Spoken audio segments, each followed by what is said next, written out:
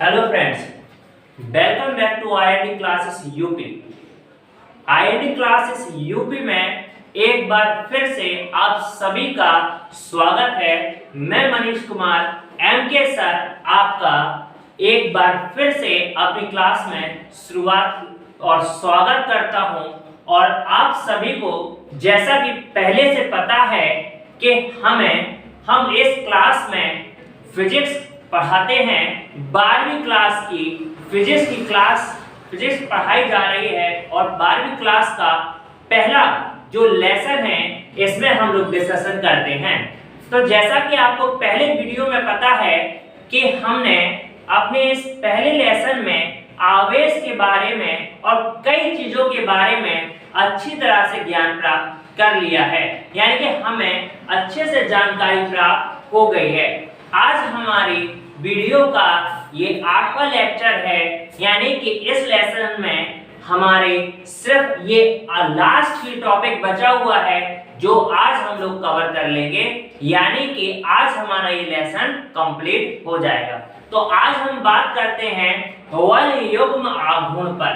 बेटा ये बल युग्म आघूर्ण क्या होता है, इस पर हम लोग थोड़ा सा बात करते हैं कि बल युग्म आघूर्ण होता क्या है।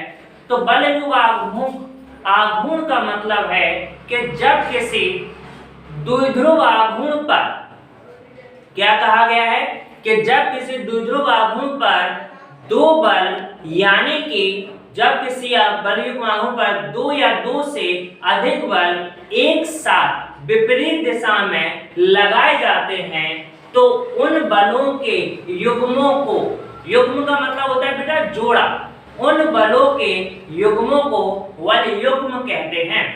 अब बल युग्म क्या होता है कि जब किसी वैद्युत द्विध्रुव आघूर्ण पर बल युग्म कार्य करता है तो वह किसी एक दिशा में लगाए गए बल, तो किस पर निर्भर करता है बेटा, किसी एक दिशा में लगाए गए बल और उनके बीच की दूरी पर निर्भर करता है। यानी बल आघूर्ण को किससे प्रदर्शित किया जाता है, बल आघूर्ण को टॉर्क से प्रदर्शित किया जाता है। और बल आघूर्ण क्या होता है कि किसी एक दिशा में लगने वाला बल और दोनों दिशाओं की, यानी दोनों आवेशों के बीच की दूरी का गुणनफल, इसे कहते हैं बल युग्म आघूर्ण। बल युग्म आघूर्ण का प्रयोग हमारे दैनिक जीवन में कहाँ होता है, तो इस पे भी हम लोग बात करेंगे। जैसे कि हमें पता है कि यदि किसी वस्तु पर बल युग्म आघूर्ण कार्य कर रहा है, यानी कि बल युग्म के साथ साथ एक बल और उनकी दूरी, इन दोनों बातों पर निर्भर होना चाहिए। जैसे हमारे घरों में दरवाजे लगे होते हैं, इसका सबसे अच्छा उदाहरण है दरवाजा, खिड़कियां। तो जितने भी हमारे घर में दरवाजा और खिड़कियां होते हैं तो उन सभी में हत्था लगा होता है। हत्था लगाने का मतलब स्टैंड होता है, हाथ से इसको खोलना बंद करना, इसे हत्था कहते हैं।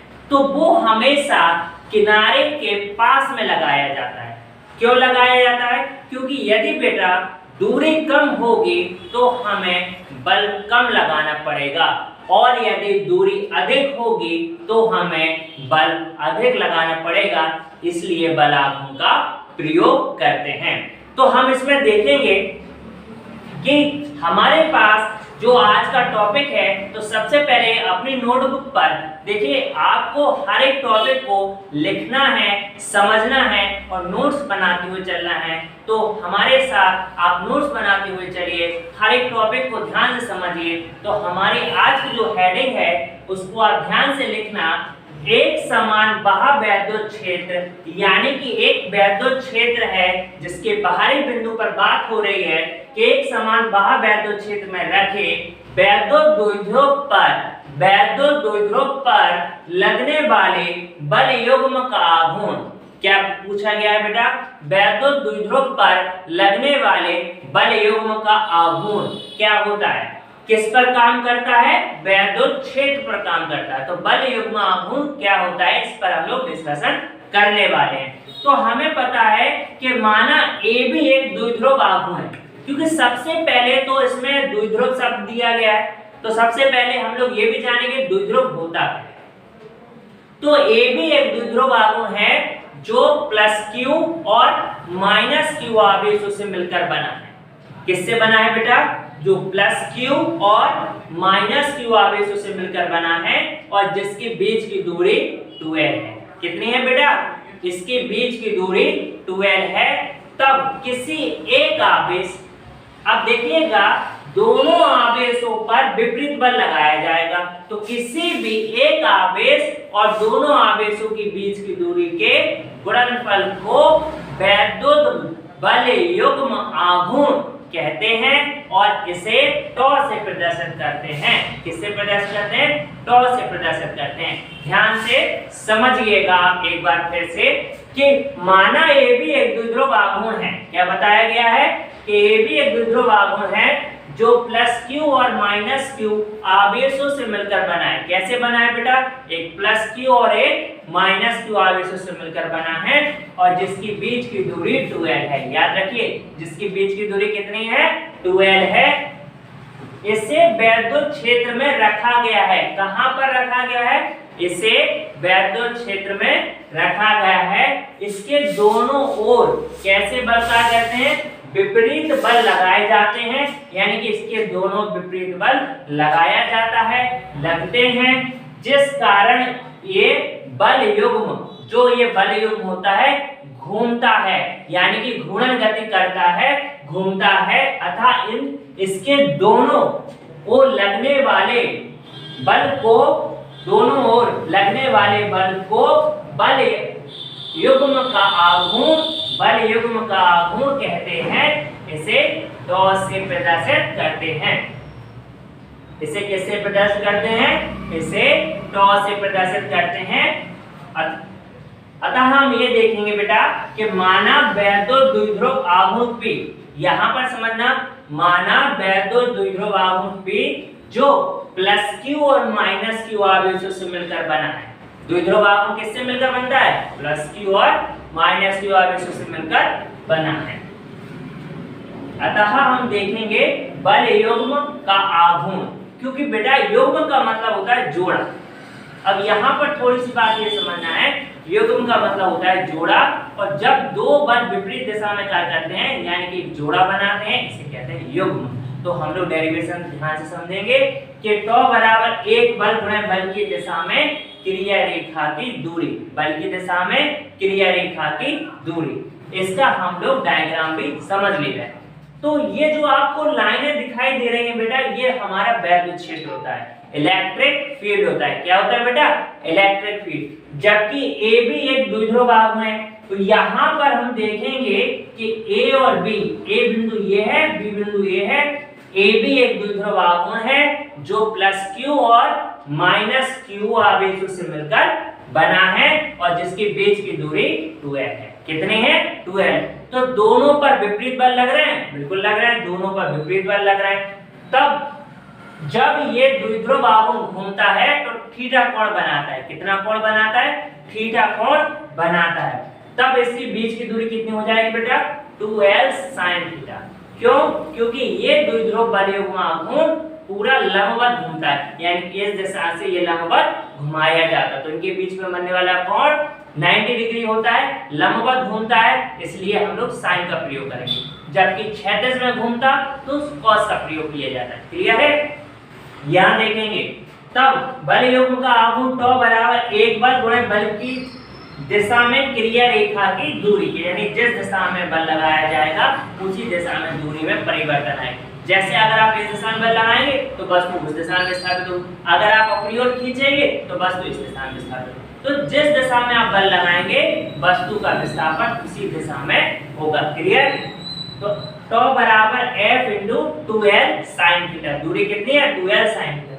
अब यहाँ देखिए हमें पता है F बराबर होता है QE, क्योंकि बेटा वैद्युत क्षेत्र की परिभाषा से E बराबर होता है F/Q। तो F बराबर हो गया क्रॉस मल्टीप्लाई से QE, F बराबर QE और यहाँ पर 2l sin थीटा हमें दिया गया। तो हमारे पास क्या मिलता है कि एक ब्रैकेट में हम लोग 2l sin थीटा को लिख देंगे, यानी कि एक ब्रैकेट में लिखेंगे हम लोग 2l गुणे Q और दूसरी जगह लिख देंगे E sin थीटा। और हमें पता है कि P बराबर होता है Q इंटू 2L, और यहां पर लिख देना P बराबर 2L इंटू Q, यानी कि Q इंटू 2L। तो ये क्या बन जाएगा, P और E sin थीटा अपने स्थान पर रहेगा। अब क्या है, एक हमारे पास पर्टिकुलर फॉर्मूला जनरेट हुआ कि ये सब क्या है बेटा, डेरिवेशन होते हैं। इसमें एक नया नया फॉर्मूला हम लोग जनरेट करते हैं। तो इसमें एक नया फॉर्मूला हमने जनरेट किया, टॉ बराबर P sin थीटा। अब जहां पर हमें पता है P क्या होता है, द्विध्रुव आघूर्ण, E क्या होता है, वैद्युत क्षेत्र, और sin थीटा तो आपको पता है कि द्विध्रुव आघूर्ण थीटा कोण पर घूम रहा है। अब केस फर्स्ट, क्योंकि इसका कंडीशन लगाई जाती है, कंडीशन का मतलब होता है केस फर्स्ट किस प्रकार से काम करेगा। तो केस फर्स्ट में क्या है बेटा, थीटा बराबर 90 डिग्री, कितना है, थीटा बराबर 90 डिग्री, तो टॉ बराबर P sin 90। और जैसा कि आपको पता है कि sin 90 की वैल्यू कितनी होती है, तो sin 90 की वैल्यू 1 होती है। कितनी होती है बेटा, 1 होती है। ठीक बताया, याद रखना sin 90 की वैल्यू 1 होती है। तो टॉ बराबर क्या मिलेगा, PE, टॉ बराबर P। अब यहाँ पर इसके मात्रक की बात कर ले रहे हैं। तो मात्रक होता है बेटा कूलम मीटर, क्योंकि द्विध्रुव आघूर्ण का मात्रक क्या होगा, P का मात्रक कूलम मीटर और E का न्यूटन प्रति कूलम। इस फॉर्मूले से हम लोग निकाल लेंगे। क्लियर है। अब कूलम से कूलम कैंसिल कर देंगे, कूलम से कूलम कैंसिल कर देंगे, और ये बचेगा हमारे पास न्यूटन मीटर, जबकि विभव हो जाएगी इसकी ml² T-। तो इस प्रकार से ये वाला टॉपिक भी हमारा खत्म होता है। और हमने ये देखा कि इसमें हर एक चीज को हमने बिल्कुल आसानी से एक एक पॉइंट को समझने की कोशिश की। और यदि ऐसा भी रहा कि जो पॉइंट हमको समझ में नहीं आ रहा है, तो उसको हमने साइड में लिखकर आपको समझाने की कोशिश की है। आज हमारी फिजिक्स का पहले लेसन का ये आखिरी टॉपिक भी खत्म होता है। अब हम लोग अपने नए टॉपिक के साथ और न्यूमेरिकल्स के साथ, अब क्योंकि बेटा इसमें कई सारे न्यूमेरिकल्स भी हैं, न्यूमेरिकल्स इसमें लगाना बहुत कंपलसरी। क्यों कंपलसरी है, क्योंकि एक एक लेसन में कम से कम नहीं तो 40 से 45 न्यूमेरिकल होते हैं, इतने इसमें। तो हम एक एक न्यूमेरिकल को भी समझेंगे, जो इंपॉर्टेंट न्यूमेरिकल होंगे उन्हें हम समझने की कोशिश करेंगे। आप लोगों को सिर्फ इतना काम करना है कि आपको इसका स्क्रीनशॉट ले लेना है। तो थोड़ी देर के लिए साइड में हो जा रहा हूं, आप इसका स्क्रीनशॉट ले लीजिए, फिर हम लोग इसके आगे की ओर चलते हैं। हाँ, तो आप सभी ने स्क्रीनशॉट ले लिया होगा, मेरे मतलब है आपने सभी ने स्क्रीनशॉट ले लिया होगा, बिल्कुल ले लिया होगा। अब क्या है कि आज हमारा ये वीडियो यहाँ पर खत्म होता है। अब हम लोग क्या है कि नए वीडियो के साथ अपने न्यूमेरिकल्स को करेंगे, एक एक न्यूमेरिकल्स को लगाने के लिए कोशिश करेंगे। और मैं कोशिश ये करूंगा कि लगभग 1 या 2 लेक्चर्स में या 1 या 2 वीडियो में आपके सारे न्यूमेरिकल क्लियर हो जाएं, कवर हो जाएं, जो आपको आपके एग्जाम में सहायता प्रदान करे। अतः मैं आपसे ये चाहूंगा बेटा, याद रखना कि यदि आपको यहाँ तक हमारे पहले चैप्टर में फिजिक्स का कोई भी किसी भी प्रकार का कोई भी क्वेश्चन उठता है या कोई क्वेश्चन समझ नहीं आता है, तो आप इसको अपने कमेंट में लिखकर मुझे भेज सकते हैं। और यदि आपको ये वीडियो पसंद आ रहा हो, थोड़ा सा भी पसंद आ रहा हो, तो इसको आप लाइक कर सकते हैं, अपने दोस्तों के साथ शेयर कर सकते हैं, क्योंकि ये वीडियो वहां तक भी पहुंचे कि जहां तक जो व्यक्ति कहते हैं कि फिजिक्स बहुत कठिन है, वहां तक भी ये वीडियो पहुंचे। तो मैं आपसे निवेदन करता हूं, इसे ज्यादा से ज्यादा शेयर कीजिए, लाइक कीजिए, सब्सक्राइब कीजिए, बेल आइकन का बटन को प्रेस कीजिए और खुश रहिए। फिर मिलेंगे अगली वीडियो के साथ। जय हिंद, जय भारत।